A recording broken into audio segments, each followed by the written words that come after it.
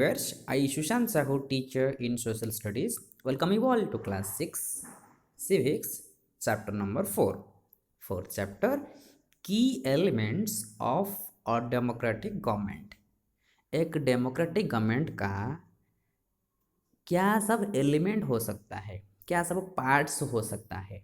ठीक है, डेमोक्रेसी क्या होता है पहले वो समझेंगे, गवर्नमेंट क्या होता है फिर समझेंगे, फिर बात करेंगे उसके एलिमेंट्स क्या है। तो चलो बढ़ते हैं आगे। पहले मीनिंग, इसका मतलब क्या होता है। डेमोक्रेसी एक पॉलिटिकल सिस्टम होता है जहाँ सरकार जो बनता है लोगों को लेकर बनता है। इसको कहते हैं rule of the people. It is of the people, लोगों का। It is by the people, लोगों के द्वारा। It is for the people, लोगों के लिए। तो लोगों का, लोगों के द्वारा, लोगों के लिए, ये होता है इसका मीनिंग। इसमें मेन पॉइंट्स हम देखेंगे। पहला पॉइंट, पीपल इलेक्टेड गवर्नमेंट। ये जो सरकार होता है, डेमोक्रेसी जो है, इसको कहते हैं लोगों का सरकार। लोग इलेक्टेड करते हैं अपना रिप्रेजेंटेटिव्स को। There is freedom of speech, बोलने का अधिकार है सबको, freedom. There is no one party government in the country. इसमें सिर्फ एक ही पार्टी जो पॉलिटिकल पार्टी होता है, सिर्फ एक पार्टी नहीं होता है। एक पार्टी होगा तो डिक्टेटरशिप हो जाएगा, एक छत्रवाद हो जाएगा। तो इसमें एक से ज़्यादा पार्टी, ये बाई पार्टी हो सकता है या मल्टी पार्टी हो सकता है। बाई पार्टी का मतलब है दो पार्टी सिस्टम, जो इसमें दो पॉलिटिकल पार्टी होगा। मल्टी पार्टी का मतलब है जहाँ ज़्यादा पार्टी, दो से ज़्यादा party. Next, right to give vote to elect their representatives. जितने सारे सिटीजन्स होते हैं उनको सबको वोट देने का अधिकार मिलता है। उनका रिप्रेजेंटेटिव, उनका जो लोकल लीडर। अच्छा, सिटीजन्स हम किसको कहेंगे, जो कि हमारे देश में जो कि जिसको 18 साल हो या उससे ज़्यादा, चाहे मेल हो फीमेल हो, सबको नागरिक बोला जाता है या citizen. Next point, the common people considered as the primary source of political power. Common people जो हैं, पब्लिक जो हैं, they are the real power, they have the real power, क्योंकि वो ही सब चुनते हैं इलेक्शन में अपना लोकल लीडर को। अपना लोकल लीडर जाके स्टेट लेवल जो होता है हमारा एमएलए होते हैं, वो जो लोकल लीडर। नेशनल लेवल जो लीडर्स हम लोकली चुनते हैं उनको एमपी कहते हैं। लोकल लेवल जो है स्टेट के लिए MLA, member of legislative assembly, और नेशनल लेवल के लिए MP, member of parliament. Okay, then the principles of social equality and respect for the individual within a community. सारे लोगों को सोशल इक्वालिटी, समाज में समानता, अधिकार, जैसे कि रास्ते में सबको चलने का अधिकार, गवर्नमेंट ट्यूबवेल से पानी पीने का अधिकार, ठीक है, पब्लिक प्लेसेस, बस स्टैंड हो या कोई हो, उसका फ़ायदा लेने का अधिकार। तो ये सब पब्लिक फैसिलिटी होता है। आगे बढ़ते हैं। Why we prefer democracy. हम डेमोक्रेसी को क्यों प्रीफर करेंगे, इसका कुछ पॉइंट्स देखेंगे। डेमोक्रेसी गवर्नमेंट, इसमें क्या फ़ायदा क्या है। पहला, to lead the country to development. देश को आगे बढ़ाने के लिए, देश का उन्नति के लिए, सारे इंडिविजुअल का प्रगति के लिए, पहला पॉइंट। दूसरा point, element of decentralisation. Decentralisation का मतलब ये होता है पावर किसी एक इंसान का हाथ में नहीं रहेगा, डिसेंट्रलाइज हो जाएगा। कुछ स्टेट को दिया जाएगा, कुछ डिस्ट्रिक्ट को दिया जाएगा, कुछ अलग पॉलिटिकल पार्टी जो होते हैं, अपोजिशन पार्टी, रूलिंग पार्टी, ये सब अलग अलग पावर को डिवाइड किया जाएगा ताकि करप्शन को रोका जा सके। Next point, to rise of political institutions. Political institution जो है, जो कि हम कहेंगे हमारा लोकसभा है, राज्यसभा है, और स्टेट लेवल में हमारा विधानसभा है। ये सब पॉलिटिकल इंस्टीट्यूशन इसको राइज कर सकते हैं, लोगों का डिमांड को सुनने के लिए, लोगों का जो ज़रूरत है वो जानकारी करने के लिए। Then right to commerce. Commerce मतलब बिजनेस में डेवलपमेंट करने के लिए, ट्रेड में, हमारे देश के अंदर डेवलपमेंट, ट्रेड जो होता है या बिजनेस होता है, देश के बाहर भी बिजनेस करने का। Next, spread of education. शिक्षा के क्षेत्र में प्रगति, एजुकेशन को कैसे डेवलपमेंट किया जा सके। Next, free media. Free media का मतलब ये होता है लोगों का जो ज़रूरत है, लोगों के पास सरकार क्या करता है, लोगों का साथ देता है या नहीं, लोगों का डिमांड को फुलफ़िल करता है या नहीं, वो सच बताने के लिए जो अधिकार होता है वो मीडिया के ऊपर, चाहे प्रिंट मीडिया हो जैसे कि न्यूज़पेपर, इलेक्ट्रॉनिक मीडिया हो जैसे कि टीवी, रेडियो, ये सब होता है। Next, independent judiciary. इंडिपेंडेंट का मतलब है फ्री, जुडिशियरी मतलब है न्याय व्यवस्था। न्याय व्यवस्था के ऊपर किसी भी पॉलिटिकल इम्पोर्टेंस नहीं होगा, वो सबके लिए समान है, चाहे अमीर हो या गरीब हो, सबको न्याय मिलने का अधिकार। इसको कहते हैं इंडिपेंडेंट जुडिशरी। जुडिशरी क्या होता है? जो कोर्ट सिस्टम। हमारे देश नेशनल लेवल का है सुप्रीम कोर्ट, स्टेट लेवल का है हाई कोर्ट, डिस्ट्रिक्ट लेवल जो है ये डिस्ट्रिक्ट कोर्ट कह सकते हैं या सबऑर्डिनेट कोर्ट कह सकते हैं। क्लियर? आगे बढ़ते हैं। की एलिमेंट्स ऑफ डेमोक्रेसी। अब देखेंगे डेमोक्रेसी का क्या क्या सब की एलिमेंट, इंपॉर्टेंट पार्ट्स जो सब है क्या है। पहला है सिटीजन इन्वॉल्वमेंट। सिटीजन कौन है हम बता चुके हैं ऑलरेडी, जो कि 18 साल या उससे ज़्यादा हो उनको हम सिटीजन कहते हैं। उनका इन्वॉल्वमेंट, इन्वॉल्वमेंट का मतलब है पार्टिसिपेशन। तो कैसे पार्टिसिपेशन कर रहे हैं हम थोड़े देर के बाद पढ़ेंगे, कैसे पार्टिसिपेट कर सकते हैं वो।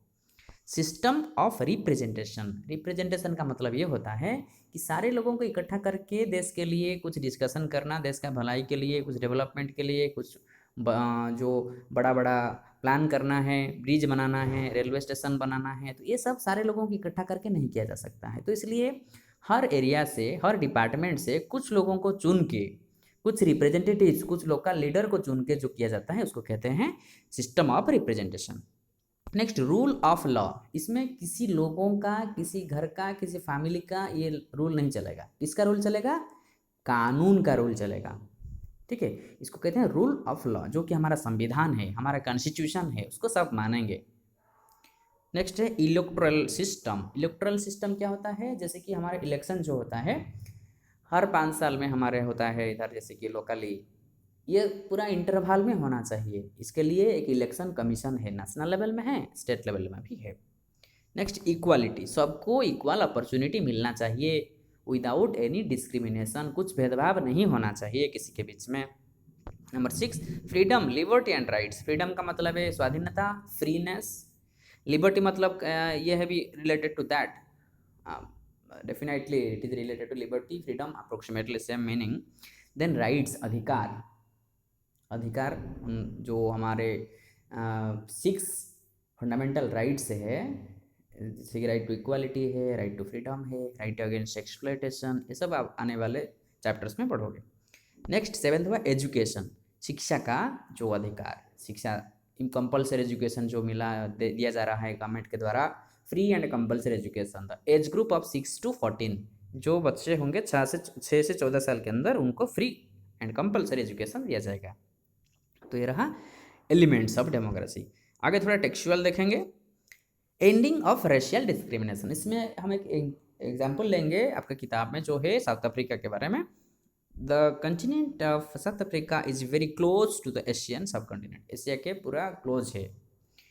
For ever near 6 decades. 6 decade मतलब 10 साल, 6 डिकेड मतलब है लगभग 60 साल। क्या हुआ है? 20th century the country was news for the practice of apartheid और रेशियल डिस्क्रिमिनेशन। साउथ अफ्रीका में लोगों के बीच में डिस्क्रिमिनेशन चल रहा था। ब्लैक जो दिखते हैं वो अलग, वाइट जो दिखते हैं वो अलग। तो इसको हम ब्लैक एंड वाइट रेस कह सकते हैं लोगों के बीच में। रेशियल डिस्क्रिमिनेशन मतलब भेदभाव, इसको कहते हैं अपार्थाइड। अपार्थाइड एक शब्द है ये। नंबर 3, मेजोरिटी ऑफ जो साउथ अफ्रीकन पॉपुलेशन है वो ब्लैक्स थे, फिर भी वाइट लोगों का जो रूल करने का, जो उनको मेजोरिटी ब्लैक लोग होते हुए भी वाइट लोग शासन करते थे, उनको डिस्क्रिमिनेट करते थे। The white settlers who settled here pursued a policy of ruthless suppression towards the black majority. Black जैसे कि हम लोगों को ब्रिटिश लोग शासन कर रहे थे कम लोग होते हुए भी, वैसे वाइट पीपल शासन कर रहे थे ब्लैक लोगों के ऊपर, और उनको बहुत ख़राब बिहेवियर करते थे, टर्चर करते थे, सारे जगह में डिस्क्रिमिनेट करते थे, छोटा देखते थे, ऐसे ही करते थे। Next, the discrimination was so apparent that everyone could see it. ये पूरा बहुत, इसका जो लिमिटेशन है पूरा पार कर दिया था। After several decades of endless struggle the policy of racial discrimination towards black came to an end. Finally ये बहुत साल मतलब स्ट्रगल करने के बाद 1994 में जब नेल्सन मंडेला प्रेसिडेंट बने। Nelson Mandela one of the freedom fighter हम कह सकते हैं, जैसे कि हमारे देश में हम गांधी जी को नेशनल फादर बोलते हैं, वैसे ही नेल्सन मंडेला को साउथ अफ्रीका में उनका नेशनल फादर माना जाता है। उनका कंट्रीब्यूशन उतना ज़्यादा है। He spend 28 years in jail for the freedom of South Africa, you see how popular he was. तो ये रहा डिस्क्रिमिनेशन के बारे में, कैसे साउथ अफ्रीका में हुआ था, 1994 में ख़त्म हुआ। नेक्स्ट हम बात करेंगे पार्टिसिपेशन, जो हमें बोल रहा था थोड़ी देर से पहले कि हम लोगों का पार्टिसिपेशन कैसे देखेंगे। For a successful democracy it is essential for people to participate in governance. जो गवर्नेंस होता है, जो गवर्नमेंट जो काम करता है, उसमें पब्लिक लोगों का इन्वॉल्वमेंट होना चाहिए, तो कि ताकि ये सब जो लोगों का डेवलपमेंट, लोगों का जो नीड, लोगों का जो ज़रूरत वो जान सके। This participation takes place through voting in election. Election में वोट देते हैं जब लोग, अपना कैंडिडेट, एरिया का कैंडिडेट जो होते हैं, जो लोग वोट में खड़े होते हैं, हम कहते हैं टिकट मिलता है जिसको, उनको वोट देने का। अच्छा इंसान को अगर हम चुनेंगे तो अच्छा काम करेंगे, अगर बुरा इंसान होगा तो डेफिनेटली वो करप्शन करेगा। Number 3, in India general elections are held after every 5 years to keep a check on the government. ये हर 5 साल में बदलता रहता है, क्योंकि अगर एक ही इंसान को हमेशा के लिए रखेंगे तो ज़्यादा करप्टेड हो जाएगा। तो जो इंटरवल है, जो इलेक्शन है, वो 5 साल के बाद ही होता है। Next, other ways of participation, और क्या क्या सब फील्ड है जहाँ पब्लिक पार्टिसिपेट कर सकते हैं। Point 1, in addition to election there are several other ways of participation. क्या है? Some such methods are dharna, rally, strike, signature campaigns and other form protest. ये क्या होता है? धारणा, रैली, स्ट्राइक, ये सब जब पब्लिक लोगों का कुछ डिमांड होता है, जब सरकार पूरा नहीं कर पाता है, तो लोग धरना देते हैं, बैठते हैं, हमारे ये दावी है, हमारे ये डिमांड है, हमारे डिमांड पूरी करो, ऐसे बोल के सब बातें बताते हैं। स्ट्राइक होता है, रास्ते के ऊपर धरना देते हैं लोग, स्लोगन देते हैं, गवर्नमेंट के विरोध सब जो पुतली बना के जलाते हैं, तो ये सब भी करते हैं। Next number 3, mass media like TV, newspaper, magazines and other agencies also play a major role in highlighting public issues and molding public opinion। लोगों का जो क्या हाल है, कैसा हालत है, लोगों का सिचुएशन कैसा है, लोग कैसे ज़िंदगी जी रहे हैं, उनका लाइफस्टाइल कैसा है, तो ये सब जानकारी करने के लिए ये मीडिया बहुत बड़ा रोल प्ले करता है। न्यूज़पेपर में निकलता है, टीवी में दिखाता है, रेडियो में लोग सुनते हैं, मैगजीन्स में भी छपता है, तो ये सब लोगों को पार्टिसिपेशन होता है। Next, need to resolve conflicts, role of government. जो कॉन्फ्लिक्ट होता है, जहाँ कुछ गड़बड़ होता है, गवर्नमेंट का ये रिस्पॉन्सिबिलिटी होता है, इसको कैसे सॉल्व करें। पहला पॉइंट है, इन एनी कंट्री प्रॉब्लम्स में result in conflicts and led to unpleasantness. Unpleasantness मतलब है जो कि दुख का बात है, प्लीजेंटनेस खुशी का बात है, अनप्लीजेंटनेस दुख का बात है। नंबर 2, देयर में arise A situation when two people or two groups feel that they are not being treated fairly or are being discriminated on the grounds of culture, region, economic background, caste, race. जब लोगों को feel होता है कि मैं ये cast का हूँ, मुझे डिस्क्रिमिनेट किया जा रहा है, मैं ये रिलीजन का हूँ, मैं ये कल्चर का हूँ, मैं गांव का हूँ, मैं शहर का हूँ, ये जो फीलिंग्स है, जब प्रॉब्लम्स होता है, तो ये प्रॉब्लम को सॉल्व करने का रिस्पॉन्सिबिलिटी सरकार का है। Number 3, it is the government's responsibility to resolve the conflicts. ये गवर्नमेंट का रिस्पॉन्सिबिलिटी होता है, गवर्नमेंट का काम होता है कि लोगों को कैसे शांत रखे, लोगों के मन में कैसे लव, अफेक्शन, बॉन्डेज, रिलेशनशिप ऐसा क्रिएट करे। Next, rivers as a source of conflict. कभी कभी देखा गया है रिवर्स को लेके, पानी को लेके भी झगड़ा हुआ है। रिसेंटली अब बात कर सकते हो उड़ीसा और छत्तीसगढ़ के बीच में महानदी को लेके जो झगड़ा आपके किताब में बताया गया है। अभी एक तमिलनाडु और कर्नाटक के बीच में हम देखेंगे, the water flowing between two states और countries can lead to a conflict. अगर कोई रिवर दोनों स्टेट के बीच में मतलब बहती है तो ये कॉन्फ्लिक्ट हो सकता है। For example, Tamil Nadu in India would get water only if Karnataka releases it and this lead to conflict. Karnataka अगर पानी छोड़ेगा तो पानी तमिलनाडु को आएगा, अगर नहीं छोड़ेगा सब बनाएंगे, ब्रिजेस बनाएंगे, ठीक है, पानी को रोकने के लिए डिफरेंट डैम्स बनाएंगे, तो पानी नहीं आएगा ना। तो वैसे ही it leads to a creation of a tribunal to see sharing of river water in this states. तो ये जब अगर उन दोनों के बीच में अंडरस्टैंडिंग हो जाएगा कि नहीं, हम भी पानी यूज़ करें, आप भी पानी यूज़ करें आपके स्टेट के लिए, तो ये दोनों के लिए फ़ायदा हो सकता है।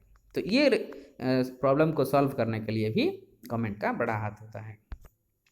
इक्वालिटी एंड जस्टिस, इसमें क्या है? One of the main responsibility of a democracy is giving impartial justice and equality to all. Impartial का मतलब क्या होता है? किसी को सपोर्ट नहीं करना, ना इसको ना उसको, इम्पार्शियल, पार्शियलिटी नहीं है। और क्या है, इक्वालिटी टू ऑल, सारे सबको इक्वालिटी देना, इक्वल ट्रीटमेंट करना, all are equal before law, सारे कानून के सामने सारे समान हैं, ऐसा फील करना, ऐसे ट्रीट करना। Equality and justice are two different sides of the same coin. ये जो इक्वालिटी होता है, जस्टिस जो होता है, ये दोनों एक कॉइन का दोनों साइड जैसा ही होता है। And are inseparable in democracy, they go hand in hand. ये डेमोक्रेसी में इनसेपरेबल होता है, मतलब डेमोक्रेसी में ये डिफरेंट नहीं है, डेमोक्रेसी के साथ ही है। Number 3, doctor Ambedkar had waged long struggle for getting rights to Dalits and untouchables. ये जो दलित होते हैं, जो लोअर कास्ट का होते हैं, जो अनटचेबल होते हैं, उनका अधिकार को दिलाने के लिए डॉक्टर बी आर अम्बेडकर ने बहुत स्ट्रगल किए हैं। Number 4, laws were made to abolish untouchability. Laws बनाया गया है, कानून बनाया गया है कि अनटचेबिलिटी जो है, अछूत जो है, ये छूना मना है, ये जो शब्द है, इसके लिए कानून बना हुआ है। अगर ऐसे किसी को कोई ट्रीटमेंट करे तो कानून उनको सजा देगा। Likewise, the Hindu Marriage Act provides an equal inheritance right to daughter in their father's property। ये बताता है, हिंदू मैरिज एक्ट बताता है कि जब एक पापा का एक बेटा है, एक बेटी है, तो पापा का जो प्रॉपर्टी है, दोनों के बीच में इक्वल शेयर किया जा सकता है। इसमें फीमेल है सोच के फीमेल को जो अनदेखा किया जाता था, जो मतलब ट्रीटमेंट किया जाता था कि हाँ ठीक है वो शादीशुदा कर लेंगे, उधर जाएंगे तो प्रॉपर्टी का क्या है, तो ऐसा नहीं है। ये बता रहा है कि दोनों का सेम प्रॉपर्टी है। Number 6, without justice and equality democracy would remain meaningless and directionless. Without justice and equality, justice और इक्वालिटी नहीं मिलेगा लोगों को तो डेमोक्रेसी का मतलब ही कुछ नहीं है। तो इसका मतलब ये बहुत इंपॉर्टेंट है। So dear viewers, this is all about the chapter is over here, key elements of the democratic government. Once again we'll meet in the next chapter, next video. Till then, take care of your studies. Thank you all.